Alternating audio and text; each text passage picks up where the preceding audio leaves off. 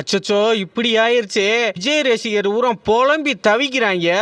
ஏன்னு கேட்டா ஆகஸ்ட் 25ஆம் தேதி மதுரையில தாவேகா மாநாடுன்னு சொல்லி அறிவிச்சாரு. விஜய் ரசிகர்லாம் சந்தோஷமா ரெடி பண்ணிக்கிட்டு இருந்தாங்க. திடீர்னு விநாயகர் சதுர்த்திக்கு இடையூறா இருக்குன்னு தேதியை 21ஆம் தேதி மாத்தி விட்டாருங்க. இதுலயே கவலையில இருந்தாங்க. இன்னைக்கு என்ன நடந்து போச்சுன்னா, புசியானது காவல்துறைக்கு எழுதி கொடுத்துட்டாப்ல. மாநாட்டுல விஜய் மட்டும்தான் பேசுவாரு அப்படின்னு விஜய் ரசிகர் தலையில ஒரு பெரிய இடி. 2வது இடி வரவேற்பே கிடையாது அப்படின்ட்டாங்க. விஜய் ரசிகர் பூரா மரத்துக்கு தாவுறது, கார் மேலே தவுறது, பைக்கில் வீலிங் பண்ணுறதுன்னு பல ப்ராக்டிஸ் பண்ணி வச்சுருந்தாங்க. அத்தனையும் வேஸ்ட்டாக போச்சு. இதில் பெரிய ஐடியே ஏதோ விஜய் மட்டும்தான் பேசுவார்னு. இவங்க கஷ்டப்பட்டு காசை ரெடி பண்ணி பணத்தை போட்டு அப்பே ஆத்தா சேர்த்து வசலாம் திருடிட்டு மாநாட்டுக்கு போனால் விஜய் மட்டும்தான் பேசுவாராம். விஜய் எவ்வளோ நேரம் பேசுவார்?